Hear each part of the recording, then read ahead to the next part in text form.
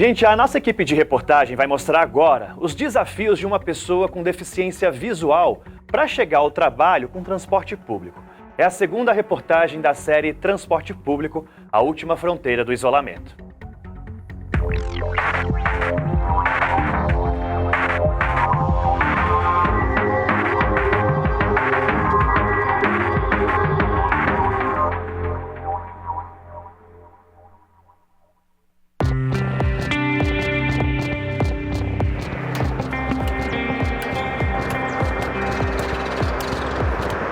Era 7 da manhã quando a nossa equipe encontrou o Marcos Antônio em Taguatinga. O objetivo, ir até o Lago Sul, no plano piloto, onde fica uma das empresas em que ele trabalha como massoterapeuta em ambiente corporativo. O educador físico tem apenas 15% da visão. Desde os 5 anos, ele convive com uma condição rara, a ceratoconjuntivite, e consegue ver sombras, silhuetas apenas. A caminhada de cerca de 200 metros até o metrô envolve vários desafios. O primeiro, atravessar as ruas.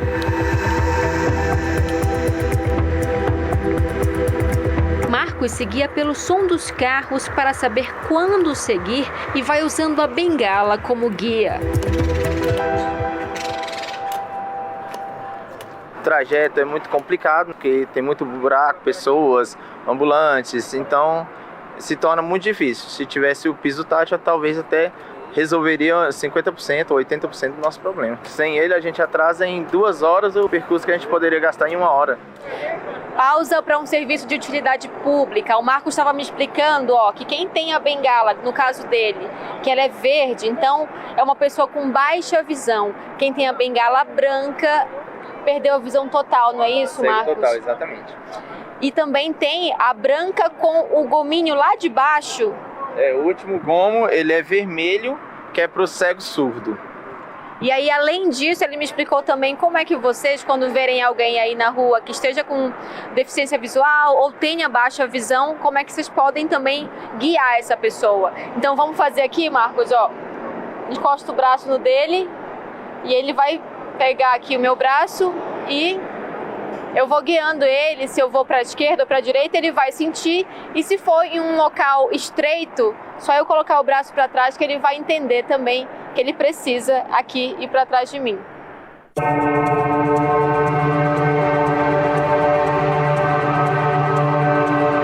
Na chegada ao metrô, nada de piso tátil, que serve para as pessoas com baixa visão e cegos se guiarem. Depois da catraca, não dá para saber qual caminho seguir. Como eu vivo aqui há muito tempo, eu criei algumas estratégias, que é achar a parede, contornar ela, porque geralmente a escada rolante está bem em seguida.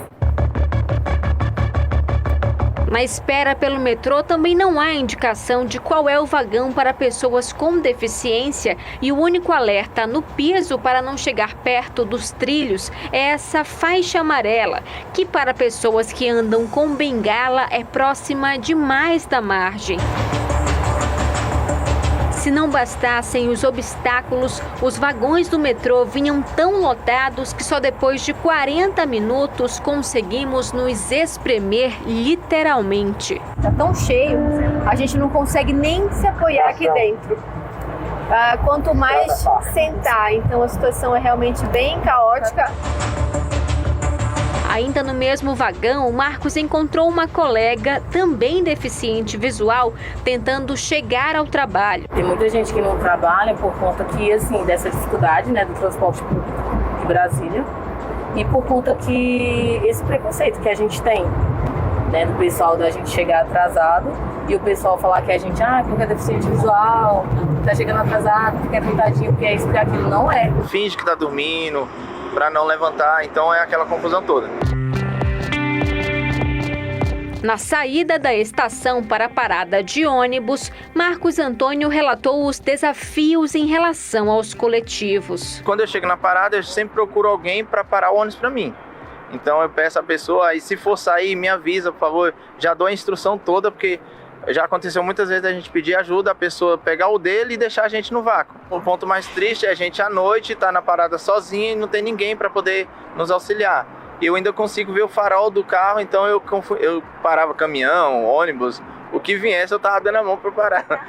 Mas quem é deficiente visual total, então já complica mais, que ele não vê nada, então ele fica ao Deus dará, só Jesus na calça. Tudo isso em conjunto atrapalha porque a gente acaba falando assim, não vou sair de casa que eu vou enfrentar um monte de problema, então eu prefiro ficar em casa. Ainda existe a dificuldade de lidar com a falta de consciência ou conhecimento mesmo das pessoas. Alguns motoristas falam que eu não posso ir na parte de trás, que eu peço, né, porque agora é lei. Então muitos falam que eu só tenho 2 lugares na frente para usar. Então eles não chega para eles a informação que a lei muda e hoje qualquer assento dentro do ônibus é preferencial. Então seja atrás, seja na frente, ele tem que pedir para a pessoa para a gente poder sentar e só sair com o ônibus quando a gente estiver totalmente seguro. Segundo o secretário de Transporte e Mobilidade do DF, o governo vem desenvolvendo ações com foco na segurança das pessoas com deficiência visual. Nós estamos implantando agora 2.850 abrigos de ônibus, nos quase 5.000 abrigos que existem, 5.000 pontos que existem em todo o Distrito Federal, e todos esses abrigos têm essa acessibilidade. Os que não têm, nós estamos implantando, requalificando e reparando, fazendo essa reforma para que eles não tenham dificuldade. A secretária nacional dos Direitos da Pessoa com Deficiência alerta também para adequação aos deficientes da terceira idade. 7,8% da população do Distrito Federal tem pelo menos um tipo de deficiência. Então, a gente precisa considerar que também a população brasileira é uma população que está envelhecendo.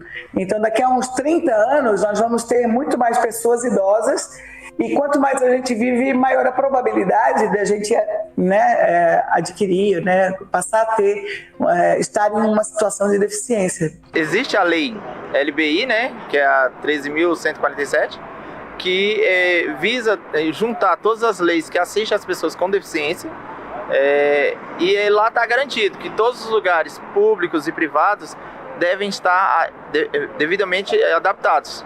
Só que a lei na escrita e na prática são totalmente diferentes. Eu também sou cadeirante, não dá para ver, mas eu uso cadeira de rodas há 20 anos, vítima de um acidente doméstico. E é importante que a sociedade entenda que a pauta da deficiência é uma pauta de interesse coletivo. Porque quando a gente não tem acessibilidade, quando não prover recursos e políticas públicas efetivas para esse público, a gente também prejudica essa família. Então, quando tem uma criança com deficiência, por exemplo, geralmente os pais, a família também se mobiliza em torno de prover os recursos de acessibilidade. E quanto mais distantes a gente tiver da participação social, quanto mais encerradas no espaço privado, maior a probabilidade de estarmos violadas nos nossos direitos mais fundamentais, como o direito de ir e vir.